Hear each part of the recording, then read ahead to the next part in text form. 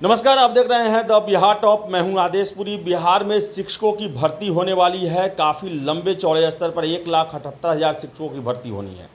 आपको बता दें कि बिहार सरकार ने बीपीएससी को अधिसूचित किया है कि उन्हें ही बिहार में शिक्षकों की भर्ती करनी है। आपको बताते चले कि जब से बीपीएससी की चर्चा शुरू हुई तब से ये प्रश्न उठने लगा कि क्वेश्चन कैसा रहेगा, सिलेबस क्या रहेगा, कितने अंकों का परीक्षा होगा, निगेटिव होगा या नहीं होगा, बहुत तरह के प्रश्न हैं। तो आपको बता दें कि जब अधियाचना विभाग के द्वारा बीपीएससी को आ जाएगी, उसके बाद बीपीएससी इसको लेकर जो भी सूचना है वो नोटिफिकेशन में जारी करेगा कि परीक्षा किस तरह होगी, क्या प्रारूप रहेगा, क्या उसमें अंक रहेंगे, जो भी जानकारी है वो विस्तार में रहेगा। सिलेबस की भी जानकारी उसमें दी रहेगी। लेकिन सिलेबस को लेकर हमेशा प्रश्न किए जा रहे हैं। तो आपको बता दें कि आयोग के अध्यक्ष अतुल प्रसाद ने कुछ ट्वीट किए हैं और उन्होंने एक इंडिकेशन दिया है और कहा भी है कि जो प्रश्न पूछ रहे हैं कि सिलेबस कैसा रहेगा, स्टैंडर्ड कैसा रहेगा, वो मेरे इस ट्वीट से इसका अर्थ निकाल ले। और इन्होंने साफ किया है कि स्टैंडर्ड परीक्षा होगा। आप देख लीजिए, पहला जो इन्होंने ट्वीट किया है जिसमें इन्होंने साफ लिखा है कि एक अधिकारी के लिए बुद्धि ज्ञान से अधिक महत्वपूर्ण है, क्योंकि काम पर उसे नई चुनौतियों का सामना करना पड़ सकता है जहां उसका ज्ञान मददगार नहीं होता है। इसके विपरीत एक शिक्षक के लिए दोनों महत्वपूर्ण है, क्योंकि उसे पढ़ाते समय हमेशा दोनों का उपयोग करना होता है। इसलिए जो गेसिंग है, रैंडम गेसिंग जो है लगाने पर जो टीचर भर्ती जो एग्ज़ाम है उसमें कड़ाई से अंकुश लगाया जाना चाहिए। यानी कि जो रैंडम गेसिंग, जो गेस आप करते हैं, तुक्का मारना जो होता है, उस पर कड़ाई से रोक लगाया जाएगा। यानी कहने का मतलब है कि आपके ऑप्शन ऐसे रहेंगे जो कि आप उस पर गेस नहीं कर पाएंगे। आपको ज्ञान और बुद्धि दोनों पर आधारित प्रश्नों के उत्तर देने होंगे।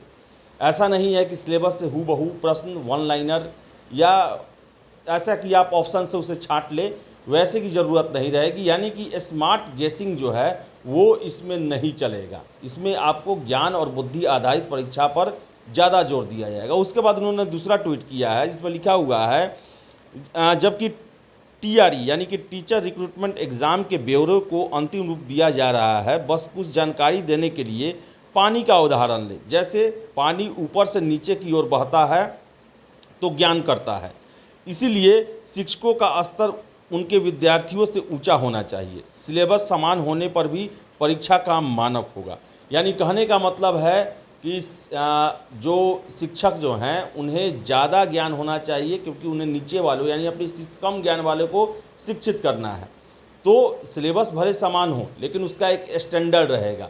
तो कहने का मतलब है, अतुल प्रसाद जी ने साफ कर दिया है कि ज्ञान और बुद्धि आधारित दोनों प्रश्न रहेंगे। तुक्केबाजी नहीं चलने वाली है। बीपीएससी के जो टीचर भर्ती होने वाला है, जो मैं इनके ट्वीट से मैं समझ पा रहा हूँ, आपको बता दें कि जो अनुमान मैं लगा पा रहा हूँ उसके मुताबिक सिलेबस कुछ भी हो लेकिन उसका एक स्टैंडर्ड रहेगा और उसमें आपका जो गेसिंग जो है, रैंडम गेसिंग जो आप करते हैं, वो उस पर अंकुश लगाने की कोशिश की जाएगी। गेसिंग वाले प्रश्न नहीं हो सकते हैं।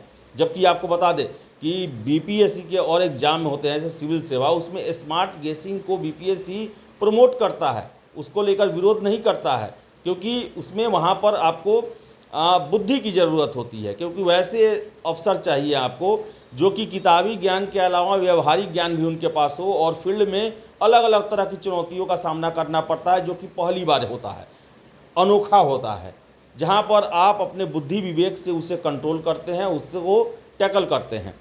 लेकिन शिक्षक में ज्ञान और बुद्धि दोनों को जोड़ देना है और इसमें साफ ये कहा गया है कि आपको छात्रों को शिक्षित करना है, तो आपको ज्ञान और बुद्धि दोनों से परिपूर्ण होना होगा और स्टैंडर्ड रहेगा। सिलेबस कोई भी हो, सिलेबस अगर समान भी होगा तो उसमें प्रश्नों में स्टैंडर्ड रखा जाएगा। और आप देख लीजिए, अध्यक्ष जी ने ये मैसेज किया है, तो आप इनके अन्य परीक्षाओं में पूछे जाने वाले प्रश्नों से भी देख लें। इनके बीपीएससी के आने के बाद से जो सिविल सेवा के जो प्रश्न हैं उसके आप स्टैंडर्ड को देख लें।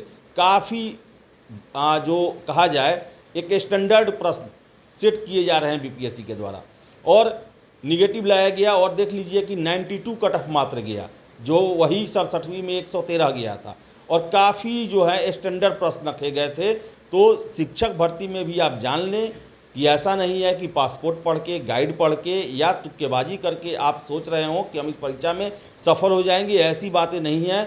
इसके लिए आपको विशद ज्ञान या आपको जो पुस्तकें हैं, मानक पुस्तक हैं, उसका आपको अध्ययन करना पड़ेगा। और सिर्फ ज्ञान ही अर्जित नहीं करना पड़ेगा, बल्कि उसके एक एक शब्दों पर, उसके एक एक एनालिसिस पर ध्यान देना होगा, क्योंकि प्रश्न आपके बुद्धि और ज्ञान दोनों की जांच करेगा। और आपको ऐसा कोई मौका नहीं दिया जाएगा कि आप ऑप्शन छांट के उसमें से आंसर निकाल लें। यानी कि सभी प्रश्नों के ऑप्शन जो हैं वो उलझाऊ हो सकते हैं। आप बिना पूरा ज्ञान के उसको आप नहीं छांट सकते हैं, तो अलग तरह का प्रयोग हो सकता है इसमें। तो जितने भी कैंडिडेट हैं या जितने भी जो नियोजित शिक्षक भी हैं, अगर उनको तैयारी करना है, एग्ज़ाम देना है, तो उसके लिए आज से ही तैयारी करना शुरू कर देना होगा। और जिस स्टैंडर्ड के लिए आप देना चाहते हैं उसको लेकर नियमावली में जो दिया हुआ है कि कहाँ कहाँ तक रहेगा, जो भी रेफरेंस बुक हैं, चाहे बीटीसी के हो, एनसीईआरटी के हो या किसी अन्य बोर्ड के हो, आप उसको गहराई से पढ़ें, समझें और तैयारी में लग जाएं। क्योंकि इंडिकेशन है, और मैं जानता हूं कि बीपीएससी के नए अध्यक्ष जब से आए हैं बीपीएससी में, उन्होंने बीपीएससी को के स्टैंडर्ड को बढ़ाने का सारा प्रयास उन्होंने किया है। आप सिविल सेवा का ही प्रश्न देख लें, अन्य परीक्षाओं के प्रश्न देख लें, काफ़ी उसमें सुधार हुआ है और अच्छे स्टैंडर्ड लेवल के उच्च कोटि के प्रश्न रखे जा रहे हैं, जो कि काफ़ी विशद ज्ञान, आपको कहा जाए तो थ्रू आउट पूरा किताब सिलेबस कवर करने के बाद ही उसे आप सॉल्व कर सकते हैं। तो ये एक इंडिकेशन है। कोई ये न ले कि बीपीएससी शिक्षकों का एग्ज़ाम ले रहा है तो आसान होगा, या फिर बहुत ही उसको निकालना, कोई गाइड नोट्स के भरोसे हम पास कर जाएंगे, ऐसा नहीं है। इसके लिए आपको पूरे तरीके से अच्छे से तैयारी करनी पड़ेगी। तो फिलहाल इस वीडियो में इतना ही। वीडियो पसंद आए लाइक शेयर करें, हमारे चैनल द बिहार टॉप को सब्सक्राइब जरूर कर लें। धन्यवाद।